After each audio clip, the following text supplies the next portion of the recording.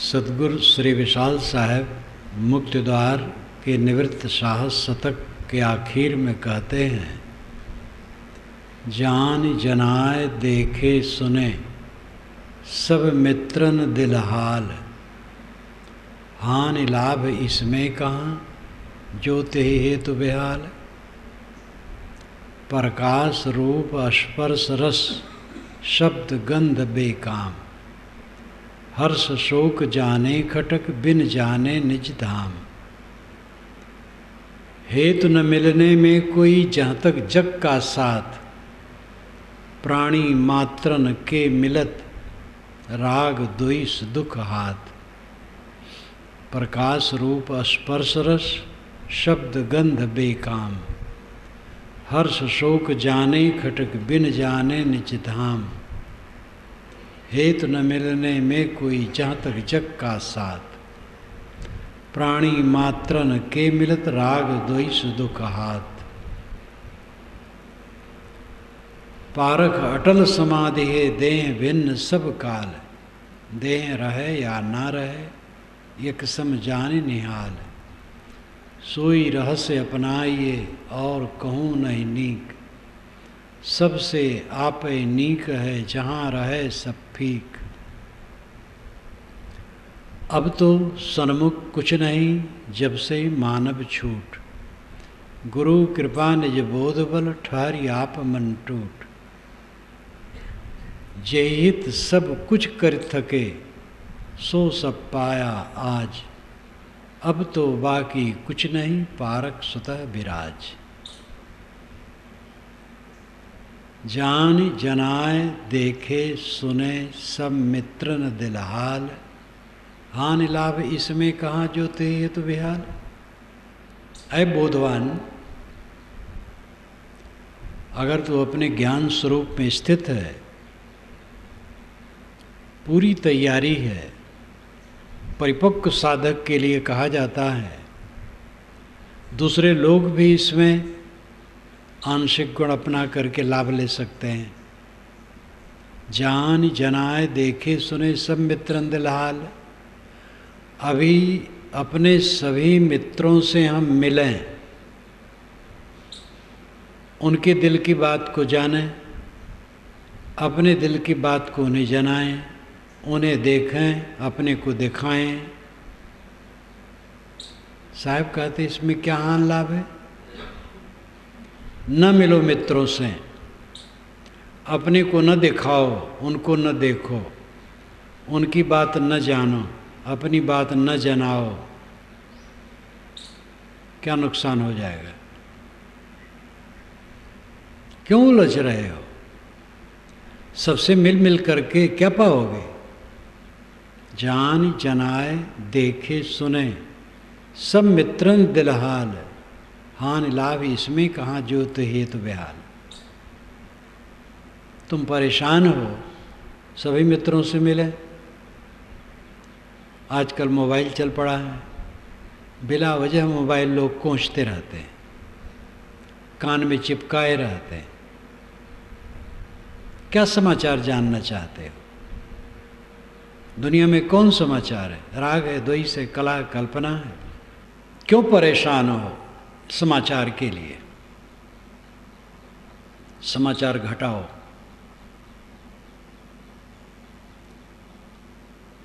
जानने जनाने की चेष्टा ज़्यादा ना करो, अपने को जानो।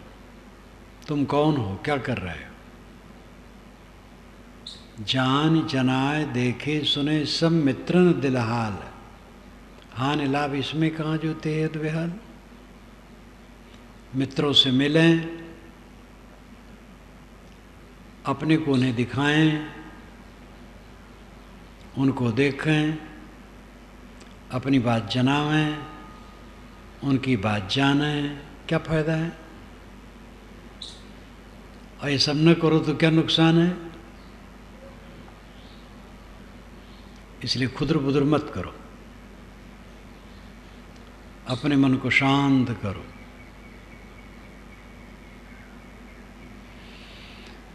जान जनाए देखे सुने सब मित्रन दिल हाल, हानि लाभ इसमें कहाँ जोते हेतु बेहाल। प्रकाश रूप स्पर्श रस शब्द गंध बेकाम, हर्ष शोक जाने खटक बिन जाने निज धाम। सूरज का प्रकाश, चाँद का प्रकाश, तारों का प्रकाश, बिजली का प्रकाश, आग का प्रकाश, ये प्रकाश। और प्रकाश में देखते हुए नर नारियों, पर्वतों, बद्दलों, रेगिस्तान, हिमालय, वन, उपवन, फसलों, फूलों, ये सब के दृश्य। प्रकाश रूप स्पर्श, कोमल कोमल स्पर्श, और रस, अनेक प्रकार के रस, गंध, अनुकूल अनुकूल, ये सब साहिब कहते बेकाम, निरर्थक, दिमाग को खराब करने वाले। हर्ष शोक जाने खटक बिन जाने निज धाम, इनको जान जान करके हर्ष और शोक की खटक होती है। बिन जाने निज धाम, तुम अपने धाम को नहीं जानते हो। अपना धाम, अपना अक्षय भवन, आनंद भवन, ब्रह्मानंद, कैवल्य सदन, निर्वाण धाम, साकेत लोक, गोलोक, शिवलोक, जन्नत, स्वर्ग, वैकुंठ, ये सब आत्मलोक है। विकुंठ हो जाना वैकुंठ वास है, कुंठा रहित तो हो जाओ, ग्रंथ रहित तो हो जाओ। अपने मन में गांठ न बांधो, किसी चीज का गांठ न बांधो। व्यवहार होता है, व्यवहार में त्रुटियां होती हैं, अपने से भी त्रुटि हो जाती है, साथी बरातियों से व्यवहार में त्रुटि हो जाती है। उन त्रुटियों के लिए सावधान करने के लिए उत्तेजनाहीन मीठे वचनों में समता और शील से समझाओ। व्यवहार में छोटी छोटी त्रुटियां हो जाती हैं, उत्तेजित न रहो, हरदम अपने को संभालो। आपका मन, आपकी वाणी, आपकी इंद्रियां संयत रहें, इस पर ध्यान दो। दुनिया की चकर मकर देख करके क्या पाओगे? प्रकाश रूप स्पर्श रस शब्द गंध बेकाम, नाना प्रकार के प्रकाश, उसमें अनेक प्रकार के रूप, स्पर्श रस शब्द गंध, ये पांचों विषयों का पसारा बिल्कुल निरर्थक है। इनको जान जान करके आप पीड़ित हो, इनको न जानो, पीड़ा खत्म। इसलिए अपने को बचाओ। पांचों विषयों के प्रपंच में अपने को डाल करके दुखी किए। उद्धरेत आत्मना आत्मानम मग्नम संसार वारिधौ, योगारूढ़त्वमासाद्य सम्यक दर्शन निष्ठया। मग्नम संसार वारिधौ, संसार समुद्र में डूबे हो, भीतर संसार धू धू करके गुजरता है, बाहर संसार धू धू करके गुजरता है। बाहर प्रपंच गरज रहा है, राग द्वेष कला कल्पना हानि लाभ प्रपंच। भीतर वासनाएं गरज रही हैं, आपके बाहर और भीतर संसार धू धू करके गुजर रहा है। इस प्रकार संसार सागर में निमग्न हो, डूबे हो, इससे अपना उद्धार करो। उद्धरेत आत्मना आत्मानम, ये स्वामी शंकर का वचन है।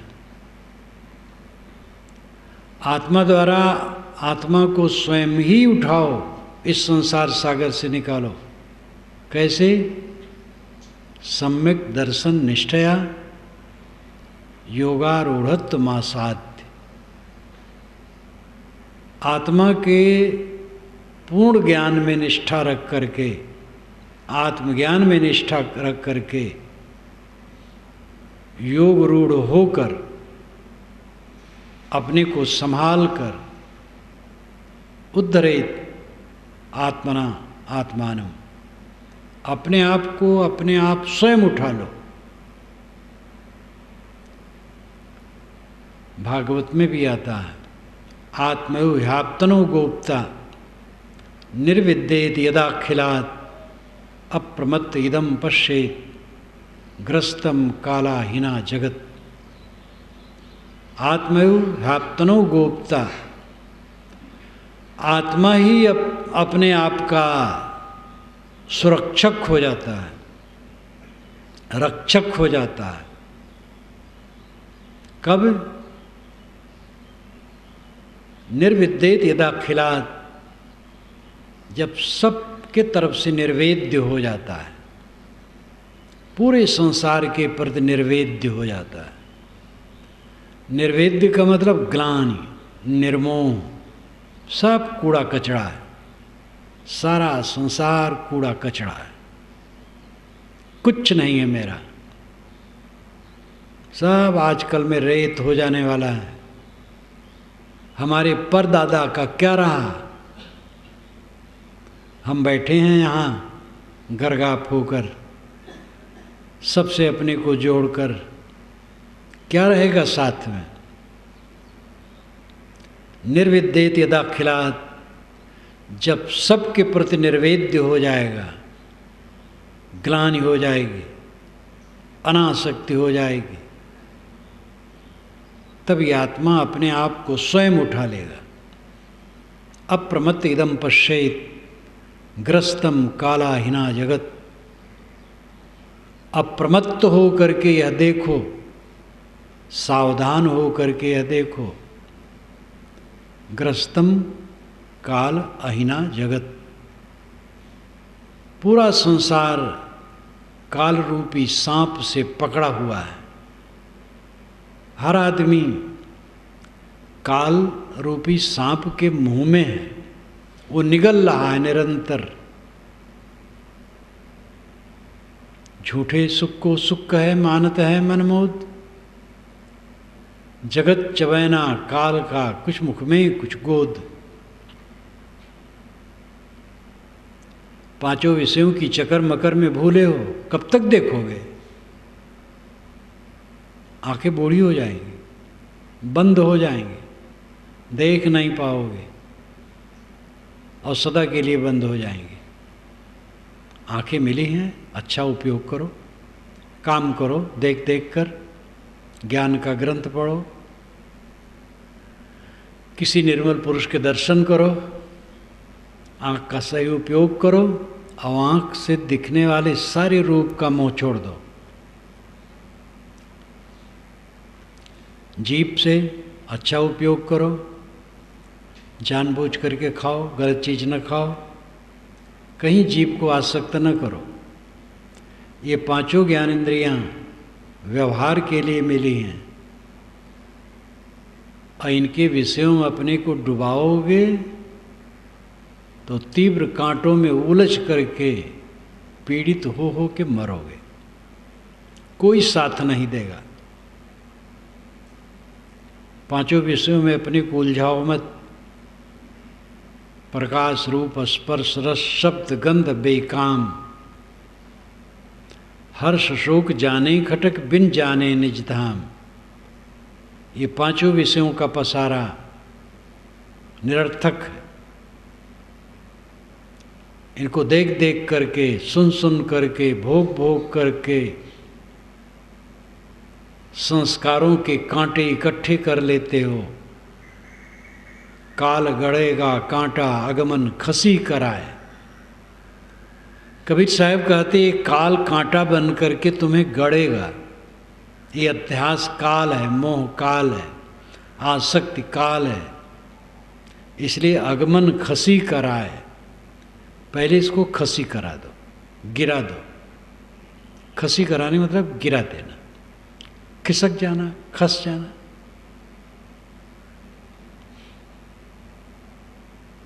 प्रकाश रूप स्पर्श शब्द गंध बेकाम, हर्ष शोक जाने खटक बिन जाने निज धाम।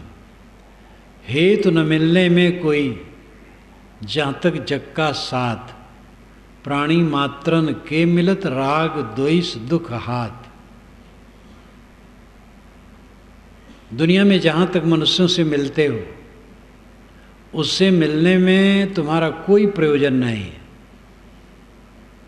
प्राणी मात्र से मिलोगे, राग हाथ में आएगा या द्वेष, और कुछ नहीं आएगा। एक हमारे प्रसिद्ध भक्त, उनके यहाँ मैं था, कहे साहब अमुक तारीख को आऊँगा इलाहाबाद, पहले जाऊँगा दिल्ली और फिर वहाँ से संबंधियों से मिल के लौटूँगा।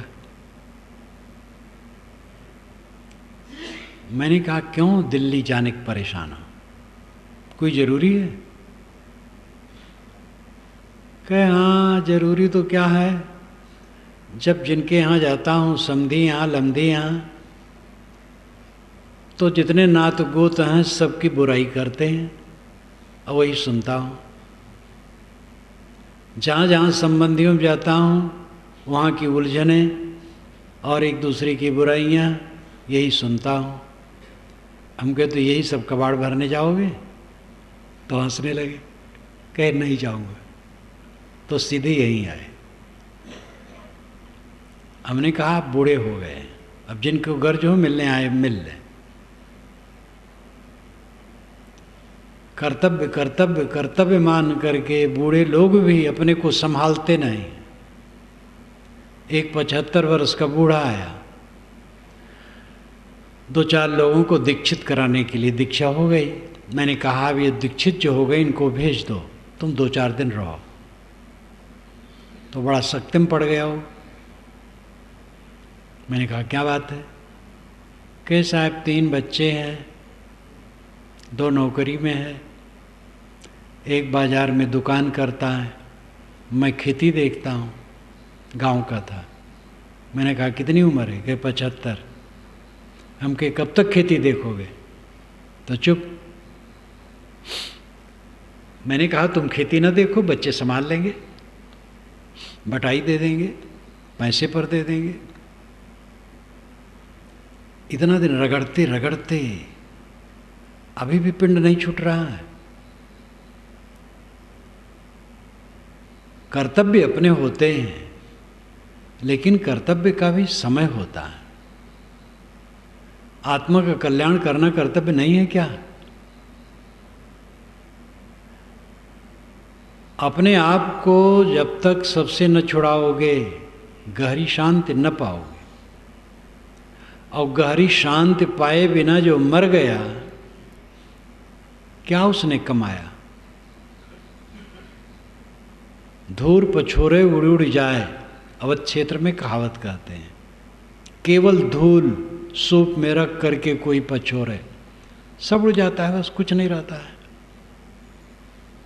चावल हो, दाल हो, धूल हो, तो धूल उड़ जाए, चावल दाल रह जाए, धूल ही धूल है। पूरा जीवन धूल उड़ाना होता और कुछ नहीं। कमाए खाए, कुछ बच्चे पैदा किए, उनमें रीझे खींचे, लड़े झगड़े, राग द्वेष किए, कला कल्पना किए, मर गए, क्या पाए? गहरी शांति इसी जीवन में प्राप्त कर लो, मन अडोल अचल हो जाए, शांत तृप्त आत्मा हो जाए, कुछ वितर्क न रह जाए, कुछ कुतर्क न रह जाए। ये दशा अपनाओ। हेतु न मिलने में कोई जहाँ तक जग का साथ, प्राणी मात्रन के मिलत राग द्वेष दुख हाथ। जहाँ तक संसार के प्राणियों से मिलना है कोई प्रयोजन नहीं। प्राणी मात्र से मिलोगे राग द्वेष दुख हाथ आएगा, इसलिए हटो। असंग असंग असंग। प्राणी मात्रन के मिलत राग द्वेष दुख हाथ। तन मन इंद्रन प्रेम से चाह होत बहिरंग। सो सब कल्पित जीव के बिना हेतु ही तंग। तन मन इंद्रियों की चाहना से, चंचलता से चाह बहिरंग होती है। शरीर में मोह करने से, इंद्रियों में मोह करने से, मन के संकल्पों में मोह करने से बाहरी इच्छाएं फैलती। तन मन इंद्रियों से उदास हो जाओ, निष्काम हो जाओ, चाहनाएं शांत हो जाएंगी। तन मन इंद्र न प्रेम से चाह होत बहिरंग। सो सब कल्पित जीव के बिना हेतु ही तंग। बिना प्रयोजन के आदमी अपने को पीड़ित करता रहता है। बिना प्रयोजन के अपने को पीड़ित करता रहता है। बिला वजह की चाहना उदय करके कष्टित होता रहता है। लोग तंबाकू खाते हैं, गुटखा खाते हैं, पान खाते हैं, सुपारी खाते हैं, सुगनी सूंघते हैं, बिला वजह दिमाग खराब करते हैं। कितने चाय वाले तो कहते हैं महाराज चाय न मिले तो सर फूटने लगता है। मैं चाय के विषय में नहीं कहता हूँ, हम लोग चाय नहीं पीते, साधु लोग। भक्तों के लिए चाय छोड़ दो ये नहीं कहते, अपने आप जो छोड़ दे छोड़ दे, जो पिए वो कम पिए। 2-3 बार दिन भर में पी लिया बहुत हो गया, न पिए और अच्छा है। पानी पियो पेट भर। लेकिन और नशा का तो बिल्कुल त्याग होना चाहिए। और सबसे बड़ा नशा है 5 इंद्रियों के विषयों से मोह, और इन्हीं से कांटे अपने मन में इकट्ठे होते हैं, सबके मोह से। तन मन इंद्र न प्रेम से चाह होत बहिरंग। सो सब कल्पित जीव के बिना हेतु ही तंग। पारख अटल समाधि है देह भिन्न सब काल। देह रहे या ना रहे एक समझाने निहाल।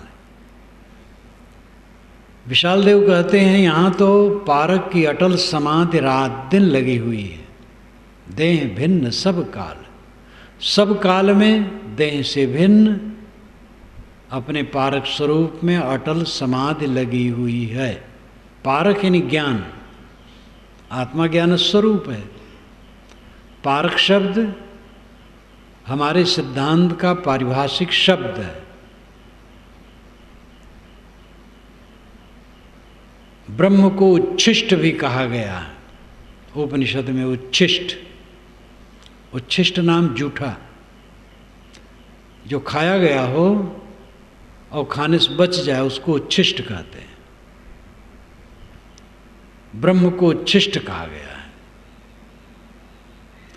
उच्छिष्ट शब्द उसका अपना पारिभाषिक शब्द है, सब उच्छिष्ट नहीं कहते। बचा हुआ, उच्छिष्ट नाम बचा हुआ। सबको छोड़ दिया तो स्वयं बच गया, उच्छिष्ट है। भाषा जरा अच्छी नहीं है लेकिन उच्छिष्ट कहा गया है। पारक तो शब्द बहुत शुद्ध है। परख से ही पारक शब्द बना है। परख, छानबीन, ज्ञान। आपका स्वरूप ही पारक है, ज्ञान है। अपने ज्ञान स्वरूप में हर समय मैं स्थित हूँ। देह से भिन्न मैं हूँ। देह रहे या ना रहे, देह अभी रहे चाहे अभी खत्म हो जाए, यहीं खत्म हो जाए, चलते फिरते खत्म हो जाए, कहीं गिर जाए, कुछ फर्क नहीं। गाय के गले में फूल की माला कोई डाल दे, वो चल रही, कहीं टूट के गिर गई, गाय को पता नहीं। देहाभिमान छोड़ दो, कहीं भी ये शरीर छूट जाए, आप निश्चिंत रहो। ऐसा मन बनाओ, तब दुख से रहित होगे, नहीं तो पुचर पुचर करते रहोगे मन में। रोग न लग जाए, शरीर छूट न जाए, और छूटने हैं।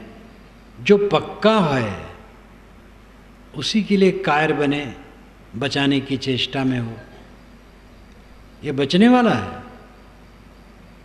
कल मैंने उदाहरण दिया था, महात्मा गांधी ने इसीलिए कह दिया था, जब उन पर बम फेंका गया तो सरकार ने प्रबंध किया रक्षा के लिए। उन्होंने कहा कुछ मत रक्षा करो, खुला रहने दो। वो महापुरुष वीर था, अपने मार्ग में अद्वितीय था, न भूतो न भविष्यति, ऐसा महापुरुष था। आइंस्टीन ने कहा था गांधी के निधन पर, आगे के लोग सोचेंगे मुट्ठी भर हड्डी वाला आदमी ऐसा हो सकता है। अद्भुत पुरुष था।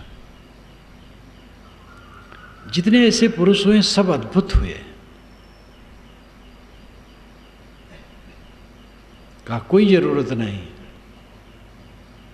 भगवताचार्य स्वामी प्रसिद्ध नहीं है, बहुत विद्वानों में हैं, रामानंद संप्रदाय के संत थे, विद्वान थे, अनेक भाषाओं के विद्वान थे, संस्कृत में निष्णात, अरबी में निष्णात, इंग्लिश में निष्णात, उदार, तर्कशील। वैष्णव लोग परेशान हो जाते, लेकिन वैराग्यवान, इसलिए कोई बाग रोक नहीं सकता था। वैष्णव लोगों के मोहल्ले में ही उनके ऊपर पत्थर फेंकना शुरू हो जाता था। तो एक बार वे छत पर चले गए, जिससे पत्थर सीधे आके लग जाए, तो लोग लजा गए। संत ईसा ने कहा, ये नहीं समझते हैं कि हम क्या कर रहे हैं। क्रॉस पर उनको चढ़ाए जो लोग। कबीर साहब सदैव धूल खेलते रहे, जैसे लोग फाक खेलते हैं, मस्त। सत्य कहते रहे, सत्य में जीते रहे, निर्भय। कौन कमांडो उनके साथ था? निर्भय हो जाओ, ये कूड़ा कचरा लपेटे चल रहे हो। कबीर धूल सकेली के पुड़िजो बांधी ये, 4 दिवस का पेखना अंत खे की खे। कितना साहब उतार देते हैं देह को। कबीर धूल सकेल के पुड़िजो बांधी ये, धूल थोड़ा बटोर करके तुम पुड़िया बांध लिए हो शरीर रूपी। 4 दिन का देखने भर का है, फिर वही धूल में जाने वाला है ये। क्यों इसका गर्व करते हो? क्या है? पारख अटल समाधि है, देह भिन्न सब काल है। यहां तो ज्ञान की अटल समाधि लगी है। इसका मतलब नहीं कि उस संकल्पहीन होकर के हर समय बैठे रहते थे। संकल्पहीन होकर बैठने तो कुछ समय होता है, बाकी समय खाना पीना, उठना बैठना, काम धंधा करना, मिलना जुलना, ये सब होता है। लेकिन उसमें भी सब समय समाधि है जिसका विवेक दृढ़ है, सम्यक दर्शन निष्ठ है। अभी कहा मैंने, योगारूढ़त्वमासाध्य, आत्मा के सम्यक ज्ञान में निष्ठा वाला जो योग में रूढ़ है। मग्नम संसार वारिधौ, संसार समुद्र से उद्धरेत आत्मना आत्मानम, अपने आप को निकाल लेता है।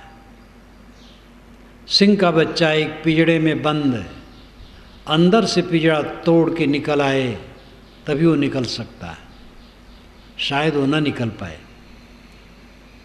लेकिन आप निकल सकते हैं। वामदेव ने शरीर का अहंकार तोड़ दिया और मुक्त हो गए। वामदेव की बात आती है। वामदेव बहुत ज्ञानी पुरुष। शरीर का अहंकार छोड़ देना, सब बातों को जोर इसी पर है। देह से काम लो, सेवा करो, साधना करो और मोह छोड़ करके रहो। देह संबंधित प्राणी पदार्थ कहीं भी मोह मत करो। मोह छोड़ करके रखो, देखो कमल की तरह खिले रहोगे। मोह में रहते हो इसलिए मुरझाए रहते हो। वेद का वचन द्वा सुपर्णा सजा सखाया समानम वृक्षम परिसद सजाते तयोरन्य पिपलम स्वादक तन्नन्यो अभिचाक्षित। दो पक्षी समान हैं, एक समान पेड़ पर बैठे हैं, दोनों मित्र हैं, साथी हैं। एक फल खाता है इसलिए दुखी रहता है, एक खाता नहीं केवल देखता रहता है इसलिए वो दुखहीन है। सुंदर अलंकार है। दो प्रकार जीव तो एक ही प्रकार के हैं लेकिन दो स्वभाव वाले हैं, एक रागी एक विरागी। दोनों समान हैं, सजाती हैं, मित्र हैं और एक ही समान शरीर में रहते हैं।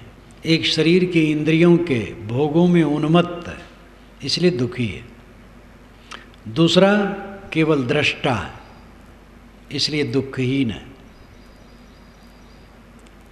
उपनिषद में इसका पूरक एक मंत्र बनाया गया, समाने वृक्षे पुरुषो निमग्नौ अनिशया सोचत मुह्यमान जुष्टम यदा पश्यतनमी महिमान मितभीत शोक। समानम वृक्षे पुरुषम, ये जो पुरुष है समान ही पेड़ पर है लेकिन एक निमग्न है, डूबा है।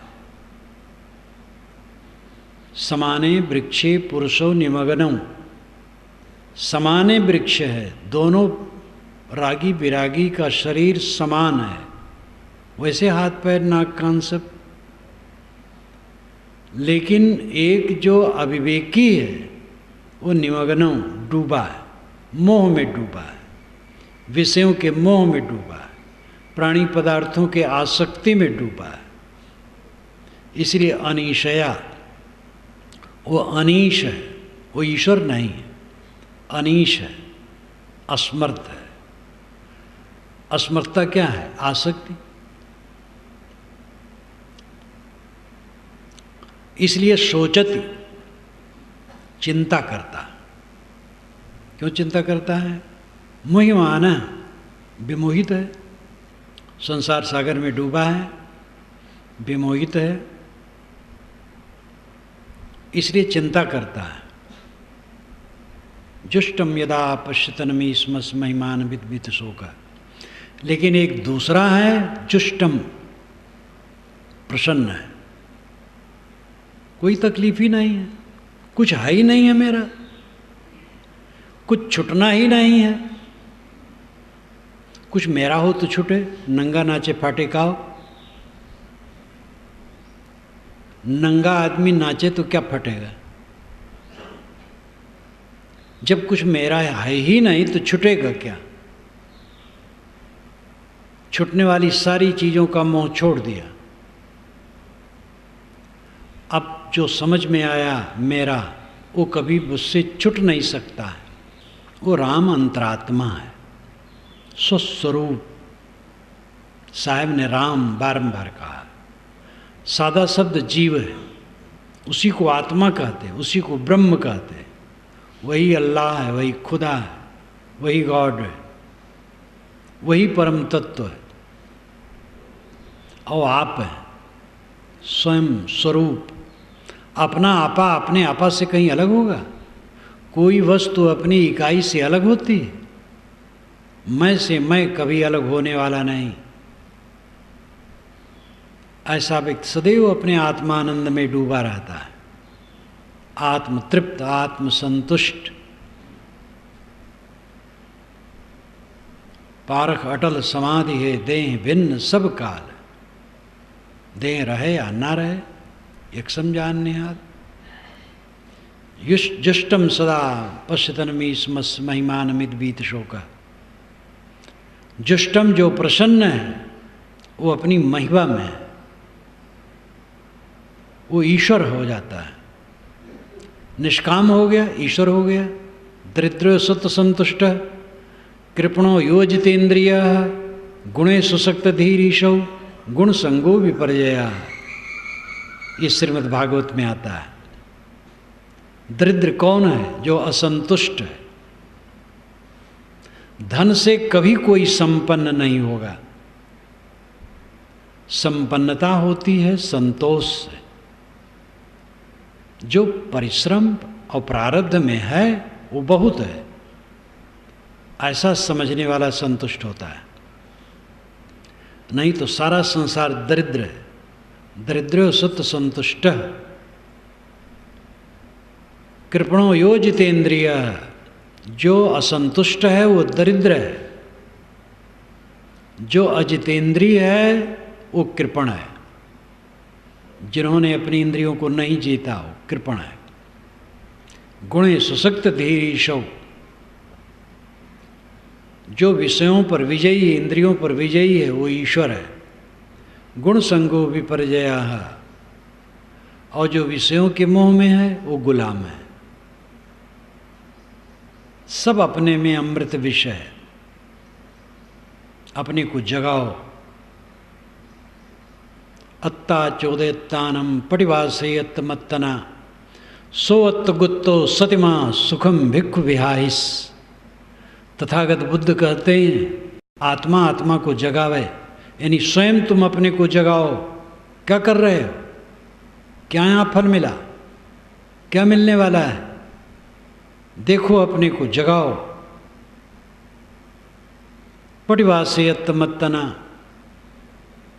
आत्मा द्वारा आत्मा में निवास करो, यानी अपने में तृप्त रहो।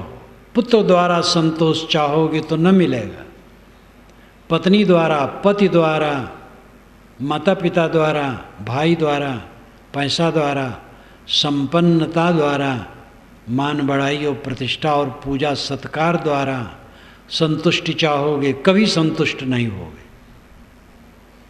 आत्मा द्वारा आत्मा को संतोष मिलता है। बाहर तो सब खड़र बड़र है, छिन्न भिन्न है, कहीं पूरा होने वाला है।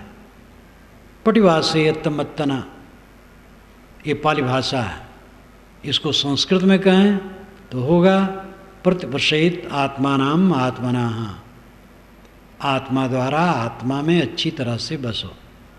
सोअत्तगुत्तो, वो आत्मगुप्त है, आत्मगुप्त, आत्मसुरक्षित। सतिमा, अस्मृतमान है। संस्कृत में अस्मृतमान, पाली में सतिमा। पाली सरल है। सुखम भिक्खु विहाइस। ऐसा साधक सुखपूर्वक जीवन व्यतीत करता है। मेहनत करो और खाने जो मिल जाए सादा गोदा, संतुलित भोजन कर लो और तन ढकने के लिए कुछ कपड़ा पहन लो और मन को शीतल कर लो, बस काम हो गया। सत्संगत, स्वच्छंदता, बिना कृपणता भक्ष, ना जानो कि तप के यह फल हो तो प्रत्यक्ष। राजा भरतहरि कहते हैं, उन्होंने संस्कृत में कहा है, लेकिन ये छंद का अनुवाद, उनके छंद का अनुवाद है। सत्संगत, स्वच्छंदता, बिना कृपणता भक्ष। सत्संग मिले और मन बंधनों से रहित रहे, निर्मोह रहे और पेट भर भोजन मिले। पता नहीं किस तपस्या का ये फल है। एक महाराजा क्या कहता है, भर्तृहरि महाराजा थे, ठोकर लगी और विरक्त हो